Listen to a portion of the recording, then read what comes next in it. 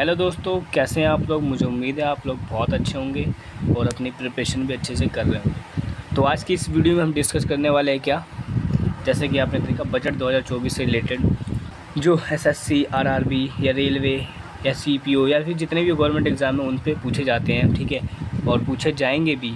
तो उसके जो मोस्ट इम्पॉर्टेंट क्वेश्चन है और उसके आंसर हैं, तो उन क्वेश्चनों को हम इसमें डिस्कस करने वाले हैं। बहुत ही ज़्यादा इंपॉर्टेंट क्वेश्चन है वो, ठीक है, बिल्कुल मतलब एनालाइज करके वो क्वेश्चन को इसमें रखा गया है, ठीक है। तो चलिए स्टार्ट करेंगे हम।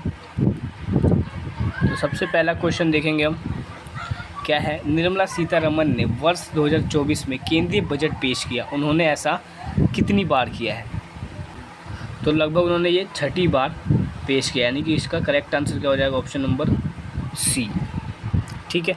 अगला क्वेश्चन है हमारा सेकंड।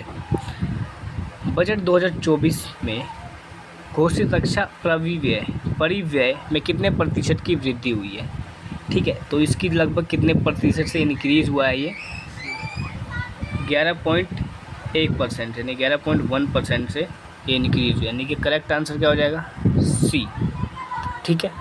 नेक्स्ट क्वेश्चन है हमारा थर्ड। बजट 2024 में सकल घरेलू उत्पाद के प्रतिशत के रूप में राजकोषीय घाटे का संशोधित अनुमान क्या है। राजकोषीय जो घाटा है, यानी कि फिस्कल डेफिसिट है, उसमें जीडीपी के अंदर बजट है, उसका कितना प्रतिशत एस्टिमेट किया गया है। तो ये लगभग 5.8%, यानी कि बी आंसर इसका करेक्ट हो जाएगा, ठीक है। आगे देखते हैं फोर्थ।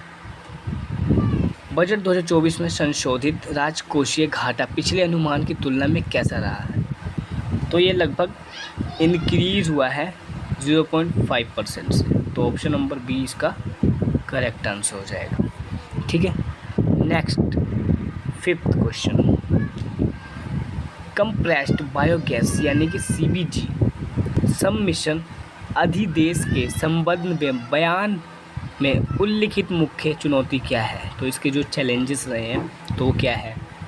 तो इसका limited availability and transport challenges for the CBG, यानी कि जो लिमिटेड अवेलेबिलिटी है वो बहुत ही लिमिटेड है, ठीक है। तो करेक्ट आंसर क्या हो जाएगा, सी। अगला क्वेश्चन है हमारा सिक्स्थ, ठीक है। क्या पूछा इसमें, पिछले वर्षों में रन रेट से कम होने के बावजूद बुनियादी ढांचे के लिए 11.1% अधिक पूंजीगत व्यय का क्या महत्व है। तो इसका महत्व है, it suggest a shift towards more efficient and targeted infrastructure investment. इससे क्या फ़ायदा होगा कि ज़्यादा से ज़्यादा एफिशिएंसी आएगी, ठीक है, टारगेट कंप्लीट करने में, इंफ्रास्ट्रक्चर में ज़्यादा इन्वेस्टमेंट कर पाएंगे। तो ओवरऑल क्या हो जाएगा, इसका आंसर बी करेक्ट हो जाएगा, ठीक है। अगला क्वेश्चन है 7। दोस्तों बहुत ही ज़्यादा इंपॉर्टेंट क्वेश्चन है, तो सारे क्वेश्चन आपको अटैम्प्ट करने हैं, ठीक है, पूरी वीडियो लास्ट तक देखनी है। 7वां क्वेश्चन क्या कहता है, बयान में ऐसा क्यों कहा गया है कि बुनियादी ढांचे के लिए बजट में 11.1% अधिक पूंजीगत व्यय के संदर्भ में विकास की गति को बनाए रखने के लिए निजी क्षेत्र को कदम उठाना होगा, है ना, जबकि प्राइवेट सेक्टर है उनको एक्शन लेना पड़ेगा। तो क्या बोला है, करेक्ट आंसर क्या होगा, तो the capex insufficient to meet the growing demands of infrastructure development, ठीक है। तो इसका करेक्ट आंसर क्या हो जाएगा, बी। अगला क्वेश्चन है हमारा 8th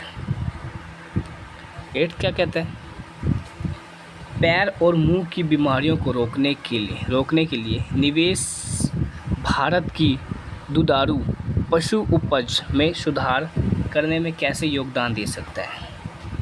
तो कैसे योगदान दे सकता है, बाय एड्रेसिंग अ की factor limiting milk animal productivity, ठीक है। तो एनिमल की प्रोडक्टिविटी लिमिटिंग करके, तो ऑप्शन नंबर डी इसका करेक्ट आंसर हो जाएगा।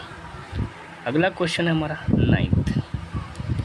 केंद्रीय बजट संसद के किस सदन में प्रस्तुत किया जाता है ना, जो हमारा सेंट्रल बजट है, यूनियन बजट है, ठीक है, उसको जो हमारे यूनियन बजट है उसको संसद के किस सदन में प्रयोग किया जाता है? तो यानी कि लोकसभा में प्रस्तुत किया जाता है इसको, वहाँ पे इसकी प्रेजेंटेशन दिखाई जाती है। किसके द्वारा दिखाई जाती है?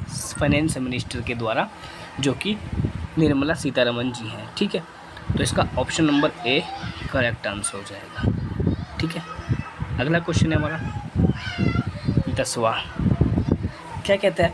केंद्रीय बजट में निम्नलिखित में से कौन सी अवधि शामिल है? यानी कि what of the following period is covered in the union budget. तो इसका जो पीरियड होता है क्या होता है? अप्रैल से लेके मार्च तक का। ठीक है, बजट को शो करने का। तो ऑप्शन नंबर ए इसका करेक्ट आंसर हो जाएगा। अगला क्वेश्चन है हमारा 11 क्वेश्चन क्या कहता है? भारत के केंद्रीय बजट को इस नाम से भी जाना जाता है, यानी कि उसका दूसरा नाम है, उसको किस नाम से जाना जाता है? तो इसको एक एनुअल फाइनेंशियल प्लान के नाम से भी जाना जाता है। ठीक है, यानी कि ऑप्शन नंबर सी इसका करेक्ट आंसर हो जाएगा। अगला क्वेश्चन है हमारा 12 क्वेश्चन क्या कहता है? केंद्रीय बजट के अनुसार भारत सरकार के लिए राजस्व का प्राथमिक स्रोत क्या है? यानी कि जो हमारे रिवेन्यू आता है, इनकम आती है, तो इंडियन गवर्नमेंट का सबसे मेन सोर्स है वो कहाँ से है? तो कहाँ से आता है? जीएसटी से, यानी कि गुड्स एंड सर्विस टैक्स से। तो ऑप्शन नंबर बी इसका करेक्ट आंसर हो जाएगा। ठीक है, क्वेश्चन नंबर 13। केंद्रीय बजट में कुल राजस्व और कुल व्यय के बीच के अंतर के लिए किस शब्द का उपयोग किया जाता है? यानी कि जो हमारी टोटल रिवेन्यू होती है और टोटल एक्सपेंडिचर होता है, उसमें से अगर हम माइनस कर दें तो क्या निकल जाता है हमारा? यानी कि टोटल रिवेन्यू और टोटल एक्सपेंडिचर में से हम माइनस कर दें तो क्या आ जाता है हमारा? फिस्कल डेफिशिएट, यानी कि एफडी। ठीक है, तो करेक्ट आंसर क्या हो जाएगा? ए, फिस्कल डेफिशिएट। ठीक है, ये फॉर्मूला है total revenue minus total expenditure, तो इससे क्या निकल जाता है हमारा? Fiscal deficit. ठीक है, अगला क्वेश्चन है हमारा 14 क्वेश्चन क्या कहता है? शून्य आधारित बजटिंग की अवधारणा किस केंद्रीय बजट में पेश की गई है? ठीक है, जो क्या है कंसेप्ट होता है जीरो बेस बजटिंग, तो ये कब इंट्रोड्यूस किया गया है यूनियन बजट में? तो इसको इंट्रोड्यूस किया 2016 से 17 वाले पीरियड के अंदर, यानी कि ऑप्शन नंबर सी इसका करेक्ट आंसर हो जाएगा। ठीक है, नेक्स्ट क्वेश्चन है हमारा 15 क्या कहता है? वित्त मंत्री का बजट भाषण आमतौर पर किस पारंपरिक भारतीय अभिवादन से साथ शुरू किया जाता है? यानी कि जो ग्रीटिंग करते हैं, जो सबसे पहले क्या बोल के शुरू करते हैं? सबसे पहले बोलते हैं क्या? सत्य में जयते, यानी कि डी आंसर इसका करेक्ट हो जाएगा। ठीक है, अगला क्वेश्चन है हमारा 16।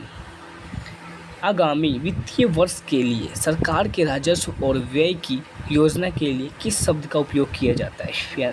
यानी कि जो रिवेन्यू है और एक्सपेंडिचर है उसकी प्लानिंग करने के लिए, ठीक है, या प्लान जो बनाए जाते हैं, तो उसको क्या नाम दिया जाता है? तो उसको नाम दिया जाता है बजट एस्टिमेट, यानी कि ऑप्शन नंबर सी इसका करेक्ट आंसर हो जाएगा। अगला क्वेश्चन है हमारा 17।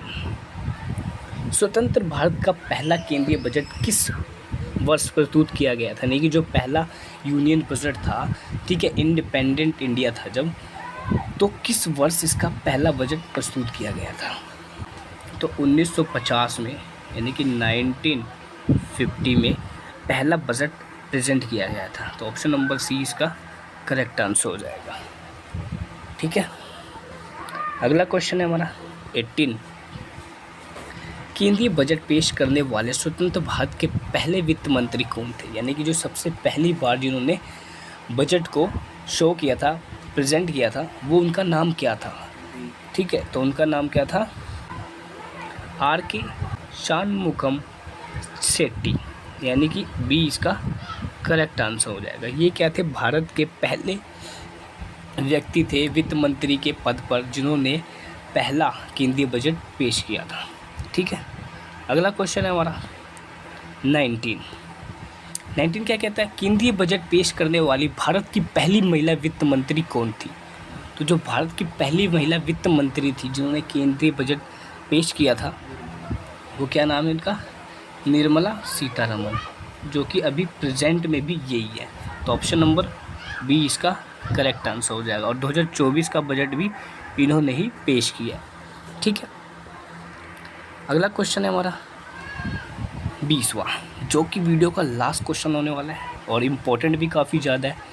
तो 1976 में आपातकाल यानी कि इमरजेंसी के दौरान किस वित्त मंत्री ने केंद्रीय बजट पेश किया था? तो ये पेश किया गया था जब इमरजेंसी लगाई थी कि उस टाइम की प्रधानमंत्री कौन थी? पीएम कौन था? इंदिरा गांधी। तो इन्हीं के द्वारा 1976 में इमरजेंसी के टाइम पे जो केंद्रीय बजट था वो पेश किया गया था। ठीक है, तो ऑप्शन नंबर बी इसका करेक्ट आंसर हो जाएगा। ठीक है, मुझे उम्मीद है आपको वीडियो के क्वेश्चन सारे समझ आए होंगे आराम से। बहुत ही इजी क्वेश्चन थे और बहुत ही ज़्यादा इम्पोर्टेंट भी थे। ठीक है, ये वीडियो का लास्ट क्वेश्चन था। ठीक है, और यहाँ पे मैंने क्या करा है, जितने भी क्वेश्चन है ना उनकी मैंने आंसर की दे दिए। ठीक है, तो अगर भूल जाओ तो आप यहाँ से भी आंसर मैच कर सकते हैं। ठीक है, और इसकी पीडीएफ चाहिए तो आप मुझे कमेंट में बता सकते हैं, मैं इसकी पीडीएफ भी आपको अवेलेबल करवा दूँगा। ठीक है, तो इसी के साथ एंड करेंगे। अगर वीडियो यूज़फुल लगी है और डेली ऐसी वीडियो देखने के लिए सब्सक्राइब कर सकते हैं और लाइक कर सकते हैं और अपने दोस्तों के साथ शेयर करना तो बिल्कुल भी ना भूलें। ठीक है, मिलते हैं नेक्स्ट वीडियो में। Thank you so much.